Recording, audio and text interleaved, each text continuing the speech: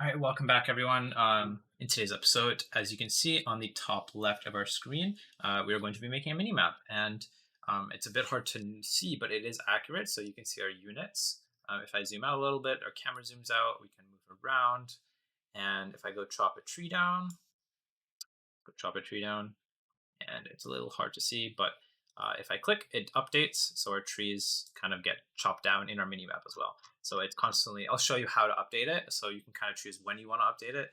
But yeah, we have I decided not to put this guy in, but you can do that on your own. We can add units as well, so the more units I add, you can see on the top left, we have a bunch of units now, and I can move them all around, and they follow us pretty accurately. Okay, let's get right into it. So this is our old game. This is our game without the minimap. So let's create our minimap first. Yeah, there's no setup needed, so we're just going to create our minimap. We're going to use it. We're going to put it into a control.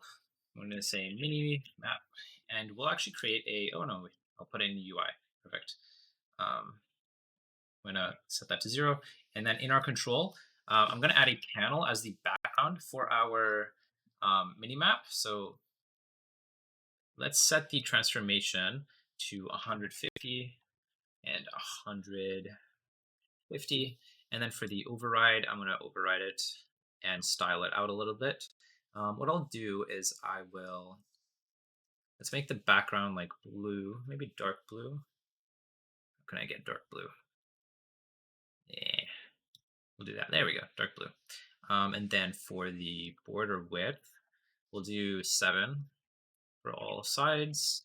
We will blend it, and I think that's it. Let's actually do a corner radius of 1, 1, 1. If you want your own, actually, let's do like 3. Can barely see it. Okay, there we go. If you want your own background panel, you can make your own, whatever. But this is just to make it not look weird. And yeah, we'll just say this is EG. We'll lock that in. We don't need to do anything. And then for our actual minimap, luckily Godot has a built-in thing to do this for us. Essentially, what we want to do is take a camera, look at our entire screen, and just minimize it into the corner, right? So luckily, yeah, Godot has that for us. We're going to have a viewport. We're going to search up viewports, and we'll have viewport container and viewport sub viewport. So we'll put this guy in, and then we'll also have the sub viewport. Awesome.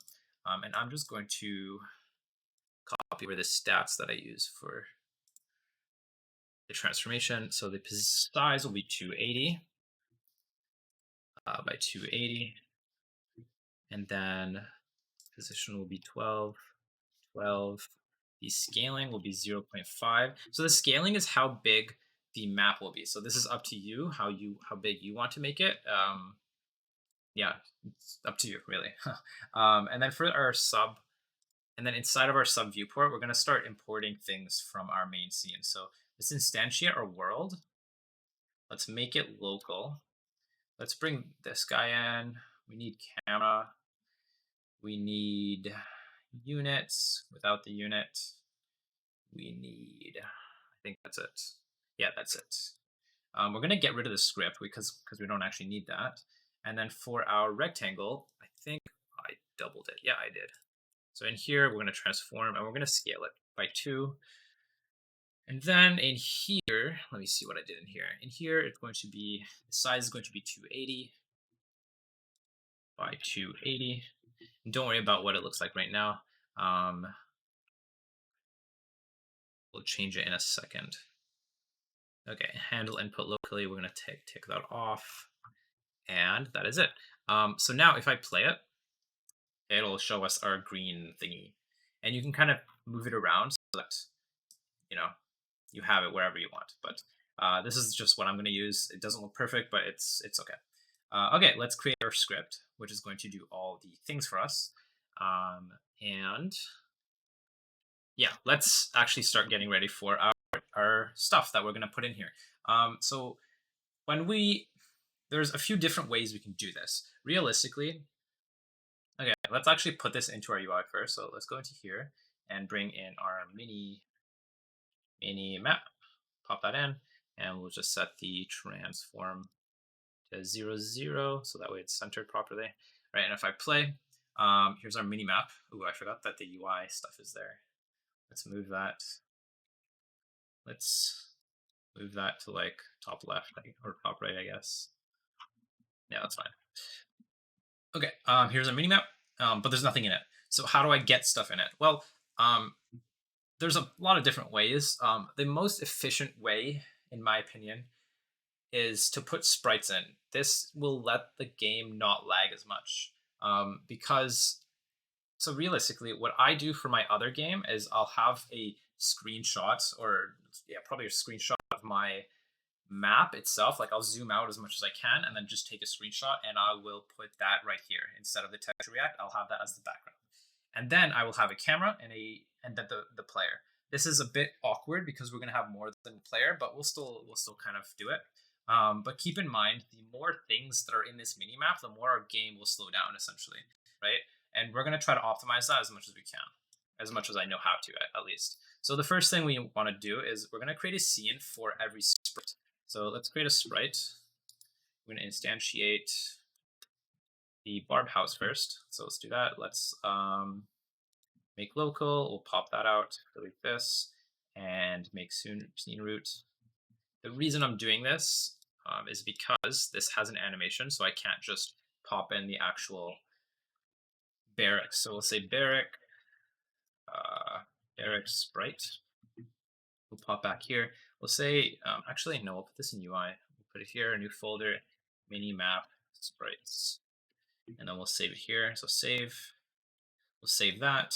And then should be saving here. Yeah, there it is. Let's make another one. Let's 2D sprite, whatever. Instantiate scene. We'll do our unit. Where is it? We'll do a tree first. Actually, for tree, it's actually really easy because we have a tree already. This one's a solo tree. So we'll just save that. That'll be tree sprite. There we go. And the transform will be 1, 1 instead of 2, 2. So it'll look smaller inside the map, right? So we've actually scaled everything twice by like 0.5 but twice. So it'll be like 0.25 of the original size. So we can close that. We can close that. Go here. Last thing I'll do, you can do one for everything, but I'm just going to do for our units. So I'll show you how to do one of each type, kind of, and then you can kind of do the rest on your own. So we'll make scene roots, and this will be our unit. Let's do 0.5 of its original size. Let's say R6 sprite. Save that. Move that down though. We'll center it. Oh, I have to center everything actually. So let's close this. Go to our sprites. Let's open them all and center it all. So center that, and this is centered. Okay, nice. So now let's load everything in here. Let's delete all this. We'll have a function called update map. So we're going to call that. Let's create that function so we don't have a error. Update map. We'll pass for now. Okay, let's load everything that we just made. So let's see, variable barb house, variable unit, and variable tree equals preload. We're going to preload our thing that we just made. So here it is, tree sprite. And let's just copy this over. And here I can copy the unit. So Arctic sprite. And for the barb house, we'll say barrack house. Okay, so we've loaded everything. There's one more thing we're going to need, which is going to be our camera. So onReady camera equals camera. Pop up, please. Okay, it's not going to pop up. I'll just complete whatever. It should just be camera. Oh, variable camera. There we go. Okay, and in our update map, what are we going to do? Okay, let's actually do the camera first, because that's a bit easier. So let's create a process function. So I tried a few different ways for the camera. I thought the more efficient way would be to get the camera just do whatever the original camera does, but I had a few problems with that. as you might imagine, because we did a lot of tinkering with the camera. So there's a lot of things in our camera that change its zoom, its position, etc. Right? So instead of just doing the same thing in this camera, originally I just tried putting in the script and adjusting the size, but I got a headache from that. You can try to figure that out if you want. Instead, what I'm gonna do is I'm just going to get our camera. So I'm gonna actually copy this over. I'm going to get the camera path. It's going to, again, it's just get tree, get root, get node, world, and camera 2D, right? So that's how we get our camera from our MiniMap, right? And once we get that camera, all we're going to do is say camera dot position. Hopefully I spelled that right. Equals camera path dot position divided by 2. There we go. So we're gonna just divide it by 2 because this viewport is scaled by 0.5, right? And we're just gonna do the same thing for the zoom. So now I'll say zoom and then zoom. Let me just double check I spelled that right by pasting it. Okay, I did. And that is it. So now you probably won't be able to notice this. I'll get position on base null instance. Okay. Oh, camera. What's going on here? Camera dot position. Let's try one more. Oh, I think it's because, yeah, okay, that's why. Because the path is not right. Okay, there we go. Camera. Okay, there we go. So now whenever I zoom out, it should zoom out and zoom in, and if I move, it'll move. But you can't see it because there's no reference in our MiniMap, right? We haven't put any objects in there. So let's actually put something in there for now, just to see if it works. Let's put our tree. Just put a tree in there. Why not? There's our little tree, so you can see our tree. So if I move or zoom out, it'll zoom in and out, right? Awesome. So we know it works. Okay, let's delete that. And now update map is basically going to put everything that exists in our main world into this map, right? So how do we do that? Well, it's pretty easy actually. We just use for loop. So for I in, actually we have to load the path of the stuff that we want to get. So let me just copy paste all 3 things. So we have the path of our house, we have the path of our units, and we have the path for our trees. I'll give you a second to copy that over. Just keep in mind for the objects, we have tree and house. So what I'm actually gonna do for now, yeah, I'm just, for the sake of simplicity, I'm just gonna drag this out and create its own house. So let's say houses. Oh no, that already exists. Resources. There we go. Yeah, so now we can refer to our trees in the object panel. So we can go here, and the tree path is always going to be in the object. So now we can say for loop in house path dot get child count. So now we know how many houses we have, and now all I want to do is, so I've taken all the houses from our main world, right? So I go into here, I say, okay, we have 2 houses. Well, what do I want to do? Now I want to just create 2 houses inside of this viewport, right? I want to create them in here. So that's easy. We just say variable house equals barb house dot instantiate, and then we'll just add the child. So we add child house, and then is it after? Yeah, it doesn't matter actually. But then we have to set the position to the actual thing that we got, right? So we'll say house path dot get child I dot position. So we've created a sprite of this house, and we're going to set its position to each position that we have. So the reason why we're looping is it's so nice because we can basically loop through these houses. So we'll go to this one first, right? This is the first one, or technically index 0. So we're going to go to index 0 and say, okay, at index 0, we're going to create a house, right? And we're going to say that house's position inside of our sub viewport is going to be equal to the house position of this house, right? And then because it's a minimap, we have to divide it by 2.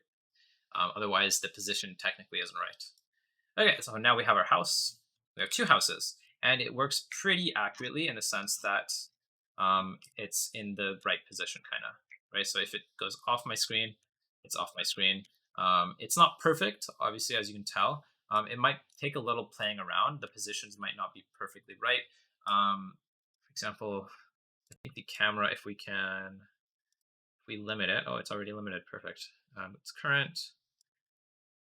Zoom, we don't have to change. It should be current. I think if you don't have current, it actually doesn't work properly. I think something weird happens. Yeah, it just doesn't work at all. So we have to have it current. Okay. And yeah, that's our house. So let's do that for our units and trees. So let's say tree path. Let's say here. Then units. We'll do this. And then unit. Instantiate that unit. And then for the tree, we'll instantiate the tree. And this should work, I believe. We don't have to change the name of the house, even though it's weird. So now let's try that. Yeah, there we go. So there's our tree, there's our houses, and there's our unit. Now the question is, how do we get our unit to update? Well, the unit, let me actually double check something. Let me actually say we don't have to update the positioner for our unit. And I will tell you why. Because we're going to have to be updating the unit position inside the process function. So what we're going to have to do is we're just going to copy it over this unit path into our process function. We have access to it. You could put it outside, but I'm just going to copy paste it. I don't know, I'm lazy.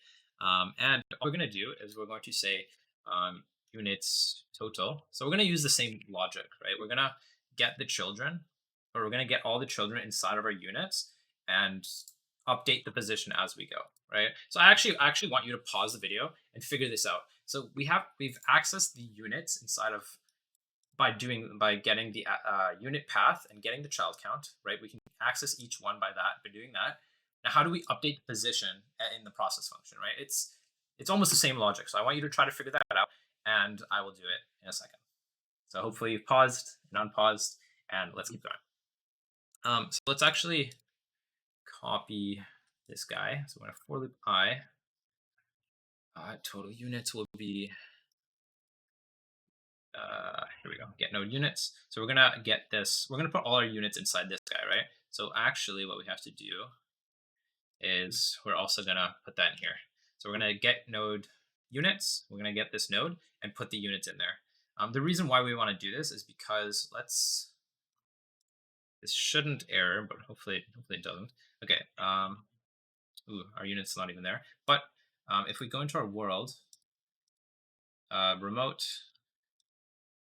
we should be able to see, yeah, here's our unit. Now here's everything else, right? And it's not organized at all. You can organize it if you want, but the problem with accessing the units is that we wouldn't be able to access them unless it's in its own node, right?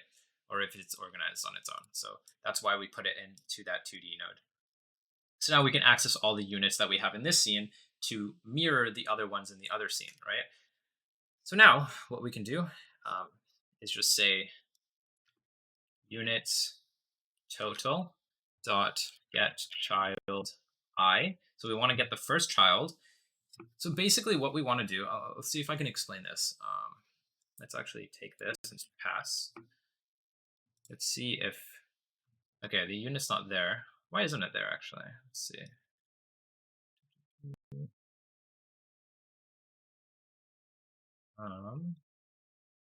Ordering, let's turn that off. Oh, there we go. Nope, it's still not there. Oh, it's because of the position. Okay, it's at 0, 0 right now, but we'll update in a second, so don't worry about it. It is there. So let me explain what we want to do. So we want to take this node, this sprite or node, it's still a node, right? And we want to mirror the position of this node, right? So we want to take this node and just say, set the position equal to this position, right? So I want you to try to figure out how can we do that using what we have. So we have the units path and we have the units total by getting by saying this, right? Units total dot get child. So that's how we get the first child, or technically index 0, right? So we got that first child. Now we say, okay, we want the units path dot get child I position. Yeah, that's right. And we're going to divide it by 2. going on? Let's reload it. No, what is going on? Oh, that's why. We want to set the position equal to the position. There we go. So let's reload. And now here's our child. So now if I move it, it'll move perfectly. Right? And I don't have to update the position inside it here when I create it because it's already being updated in the process function, right? So now whenever I create something, it won't work. Why? Because it doesn't update. So we have to update it. Okay, so how do we update? If you remember from last video, we can just call the ready function. Ready function will allow us to not reload the scene, but it'll allow us to kind of load the scene in a sense, right? So what we can do is say, go to our spawn unit, and every time I spawn a unit, let me pull out my reference.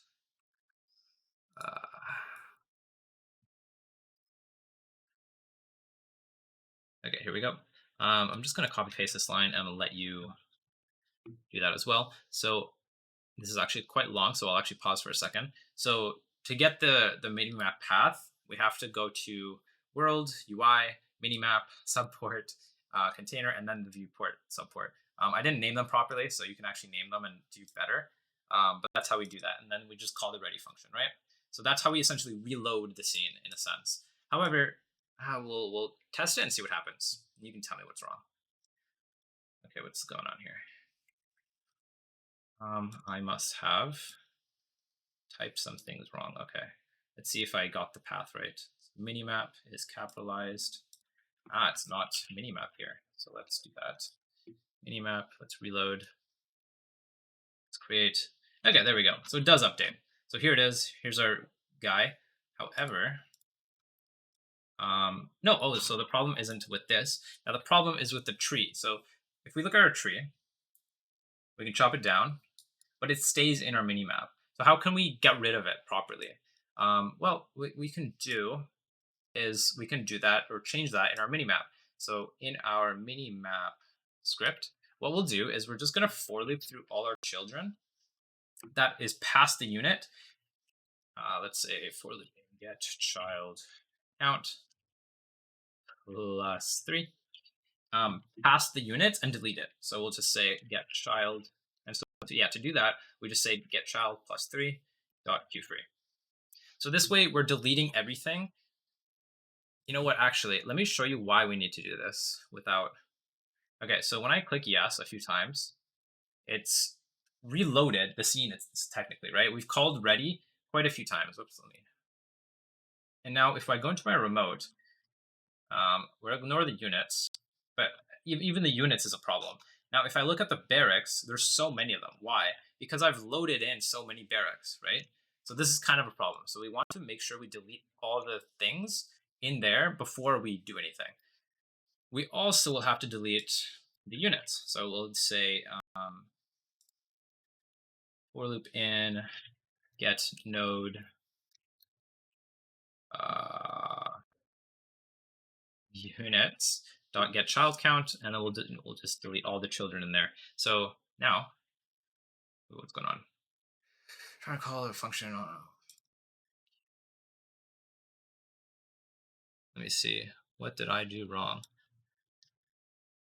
Oh, -3. That's why.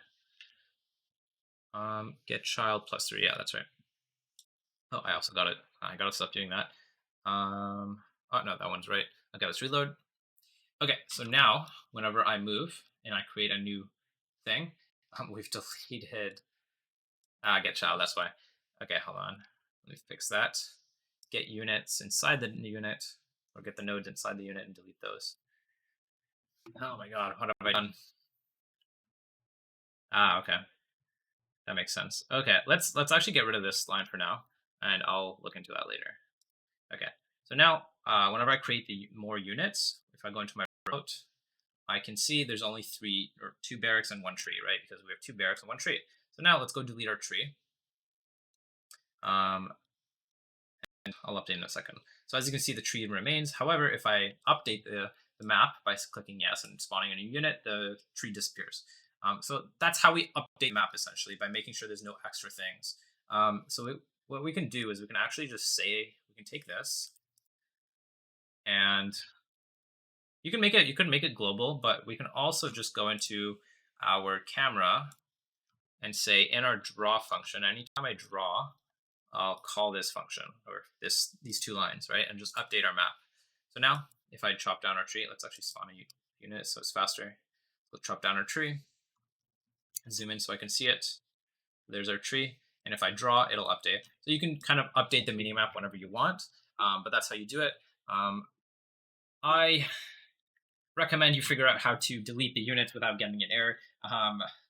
It's actually pretty easy. I'll explain it, but I'm not going to do it because we're 25 minutes in and I want to finish the video. But basically, can I copy paste it? No, I deleted it by accident. You know what? Let's actually do it. It'll take a few minutes, but let's do it anyways. Okay, get child count.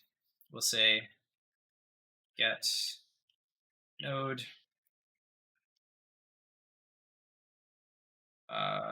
units, and then get your node units in Q3, all of them. And then what we can do here is say, let me find out where the error is actually. Yes. Wait, what's the problem?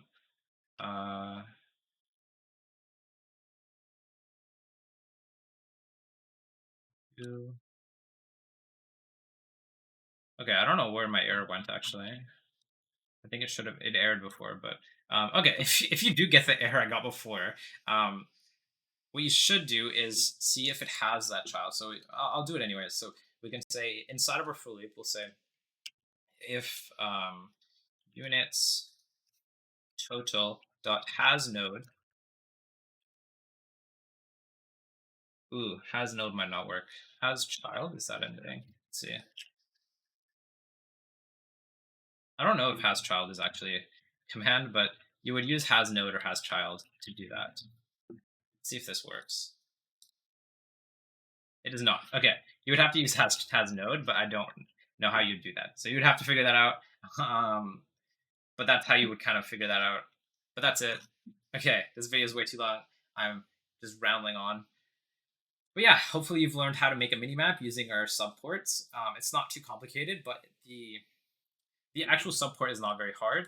But the getting the positions right and kind of mirroring our world is a bit difficult in that sense. If you want to, yeah, no, it's a bit complicated and it takes a bit of tinkering. I wouldn't say it's complicated or hard. It's just it takes a bit of practice, I guess. But yeah, that's it. Hopefully you learned how to do that. Hopefully you learned a lot of stuff. I'm not too sure how long this series will last. It doesn't seem like there's too much interest in it.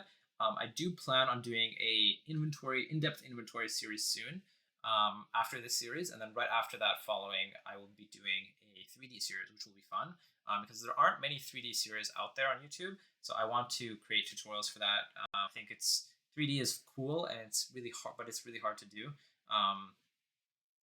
Not hard, but it's quite different from 2D world or realm, and I think 3D is quite interesting. So we'll probably dip our toe into that a little bit.